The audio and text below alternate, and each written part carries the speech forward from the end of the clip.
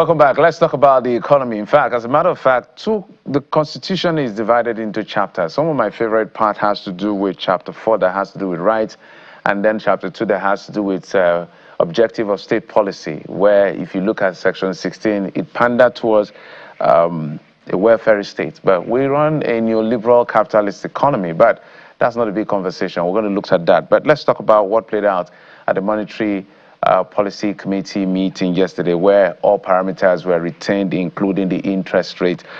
Sheridan Tella is an emeritus professor. Professor Sheridan Tella is emeritus professor of economics at the Olabisi Onabanjo University. He's a fellow Nigerian Economic Society and a fellow Chartered Institute of Bankers of Nigeria. Prof, good morning and welcome to the program. Good morning. Nice to be here.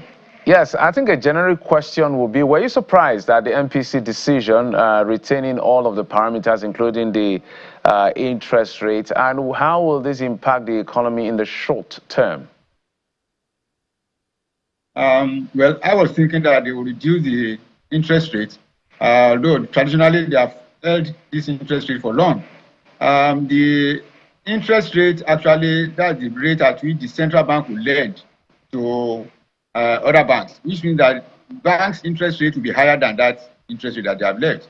And that means that the cost of borrowing is very, very high, or will be very high for private sector in particular, that normally go to investment. So it is important that we look forward to reducing the interest rate so that the cost of affect the cost of products that the investors are producing. But the central bank decided to leave the thing, believing that high interest rate will reduce money supply in the economy, believing that the interest rates and the money supply will also affect inflation. That is, inflation will not occur because of a reduction in money supply. And that has always been the case. It's not true, because inflation in Nigeria is more structural than monetary. The monetary aspect of inflation in Nigeria has to do with the central bank itself. You see, we don't have the lower denomination of a naira, so people spend more. They use more of 1,500, and say you want to collect 200. You can't see it nowadays. You even may not get 500. So people who are selling, they also upscale their prices towards the use of 500 and 1,000. That's inflationary on its own. So that is the monetary aspect. In the inflation is actually caused by structural issues, and that has to do with a low output in the economy. It has to do with a cost of production coming from power. That is a cost of power in the economy, with the cost of a petrol or diesel, whatever they use in production. It also has to do with this. That's why you see that the food inflation is very high. So the central bank think that monetary problem is the cause of inflation. It's not also so, and that is why I think that they ought to have reduced the MPC to reduce cost of borrowing, which of course will reduce the interest lending to producers, and which of course will also affect their own the prices. So it's important to expect the interest rates to come down, but it didn't happen. Well, so let's talk about Prof. Just for my colleagues coming. So the cost of borrowing here goes beyond just maybe the people in the private sector or the real sector. It also affects the government itself, because you look at the rates on our T-bills, you look at the rates on our bonds and all the yields and all of this. So my next question will have to do with, how do you think the market is going to respond to this? Because on one hand, it feels like the fiscal authority, in collaboration or indirectly in collaboration with the monetary authority, is very aggressive with FX creation to balance, what do you call it now, FX, in the FX market. And they've been quite successful at that, even though it's high. But how will this affect the real sector itself in the short term? Well, the interest rate, high interest rate, like I said, affects cost of borrowing. And cost of borrowing has to do with a real sector, that is production. So the production is constrained by, one, inability of the private sector to borrow a lot of money because of the high cost itself. It also affects the production of goods itself, because if they don't have enough credit, of course, they have that kind of problem. The fact that if they are not producing adequately, they will be constrained to output. And that simply means that they will not be, people will not be able to buy at the high cost. Because the larger the amount of goods that you produce, the lower the unit cost. So if they don't have enough credit, that is, producers don't have enough credit, they cannot expand their businesses.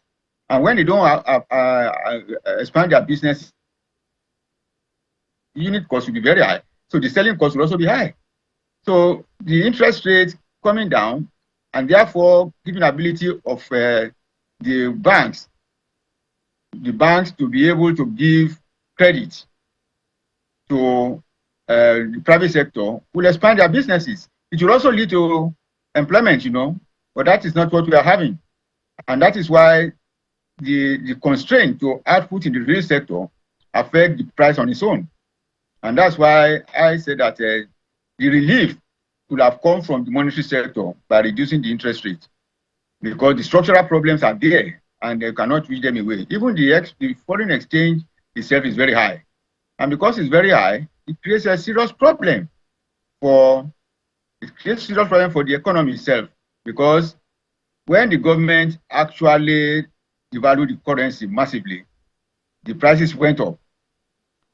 And that is why the cost of part of the cost of production that affected production itself.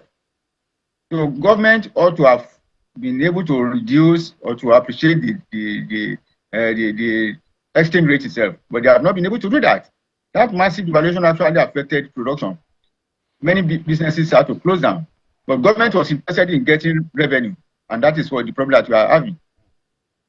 Prof, at the 13th Annual Central Banking Awards held in London, the Central Bank of Nigeria, that's the country's apex bank, received the award of the Central Bank of the Year in 2026, and our CBN Governor Olaimi Cardoso was there to receive that award. So it looks like the global community think, you know what, we're doing well. The CBN is doing well. So I want you to perhaps highlight some of those things you perhaps would think the CBN is doing well, and then why does it not translate to the average Nigerian acknowledging these efforts? We've said, oh, the macroeconomics, things look really good and sweet, but the micro is where it seems to be biting really hard on the average Nigerian household. Yes, you see, since they came in, they have been able to mobilize, in conjunction with the fiscal side, mobilize funds, be able to stabilize you can say we stabilize the exchange rate, but at what rate? That's a different thing entirely. They also have been able to clear the issue of central bank financing of a government budget, which was very bad. It was part of what created. So they have been able to do a lot of positive things. What we are talking about really is now looking at domestic economy in terms of production, and that is where we have a problem. We have high interest rates, which is part of what is causing inflation. So it's not as if they have really done well in terms of stabilizing the economy in conjunction with the fiscal policy side, that's the Ministry of Finance and other ministries. So to that extent, of course, they can be given the credit. Of course, we know that there is also politics in all these things. The World Bank wants them to harmonize the exchange rate. They have been able to do that at some cost, of course, to the economy. But it's good that they have been able to do that because they have been able to reduce some inefficiencies in the foreign exchange system, as it were. So it's not as if they have not done positive things. It's not as if they have not been able to achieve some good things.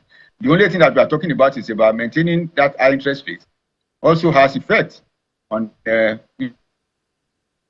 private sector.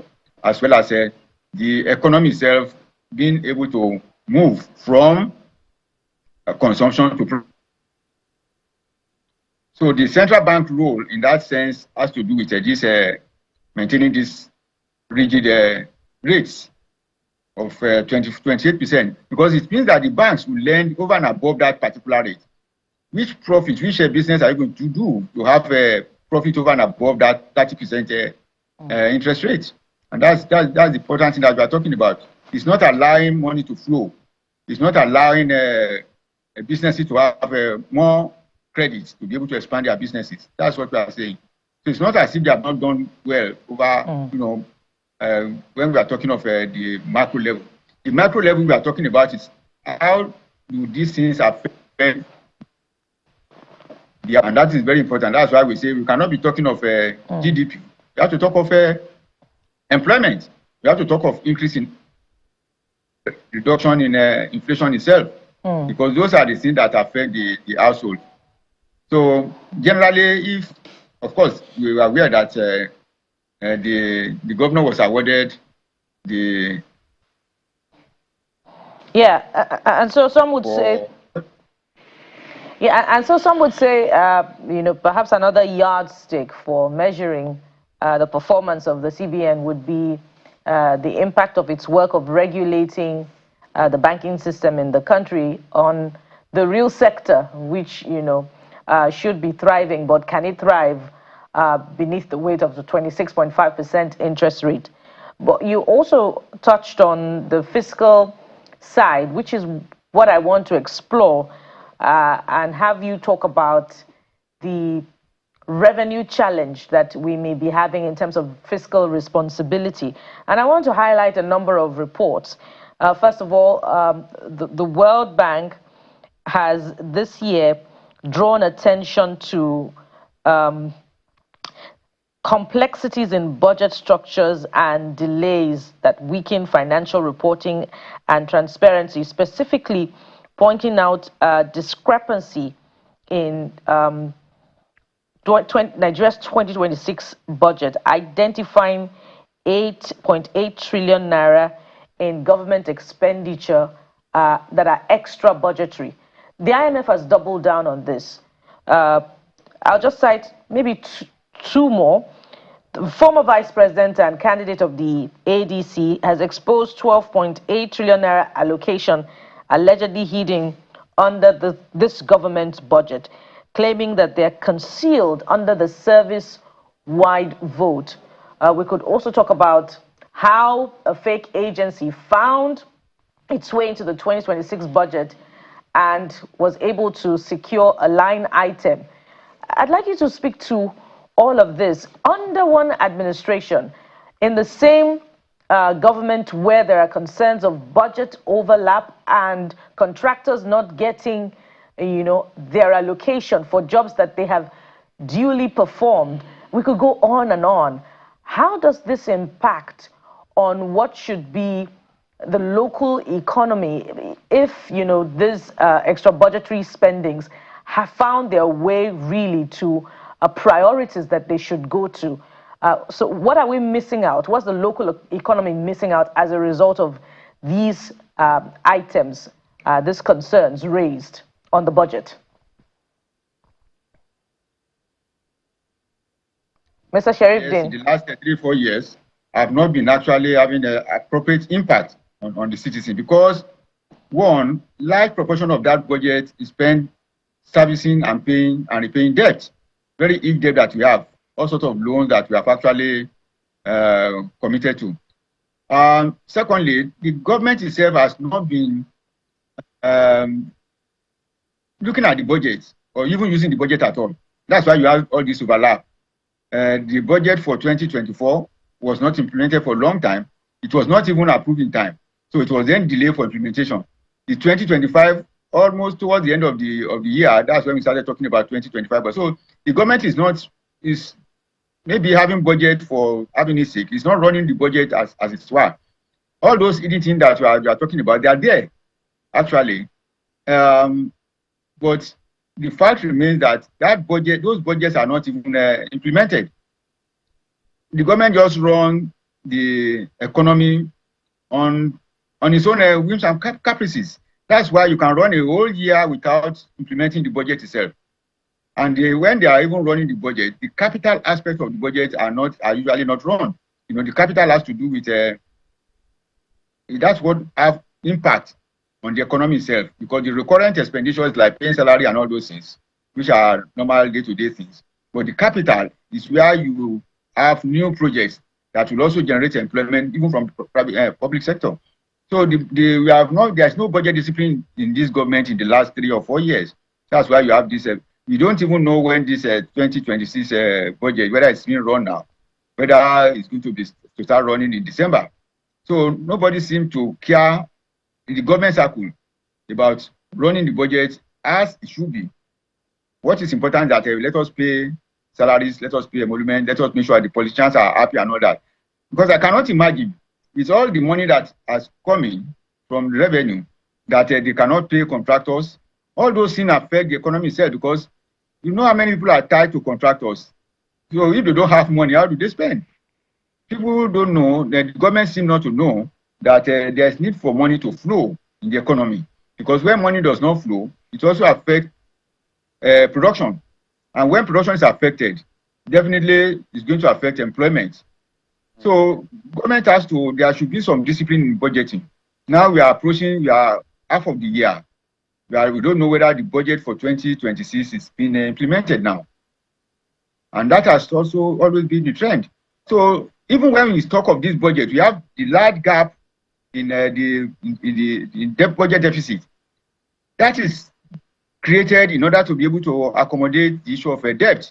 Oh, the gap, the deficit is huge. Therefore, we must have debt. And so we go for loan. Those loans, some of those loans have to have been repaying themselves by now. So you can't be talking of money that we generate from oil and other non-oil use that to pay all the debts. All right, Prof. So paying debt itself is a big problem, and so that is why the economy is not moving forward, and that's why employment is not output is not moving forward. Employment is also not generated because the government is not talking of budget. They are not talking of output. Yes. They are not talking of employment. Yeah, Prof. I think what is required the most from what you've said is transparency, because I know there was a repeal and reenactment. The lawmakers were complaining that the capital component of the 2025 budget is still being implemented. They had to shift it to September, and that's just 30% that they are still trying to implement. The Minister of Finance, the new gentleman, Tella, was talking about the need to borrow, because even if they exceeded target in terms of their projection, there are still gaps to fill. So there's a lot to explain, and the issue about unaccounted for, so I'm sure someday we'll get them to explain these things for some people who are still confused about how it works. But we must thank you so much, Prof. Sheridan Tella. Professor Sheridan Tella is an emeritus professor of economics at Olabisi Onabanjo University, fellow of the Nigerian Economic Society, and fellow Chartered Institute of Bankers of Nigeria. Thank you, sir. We appreciate it. Thank you very much. Nice being here.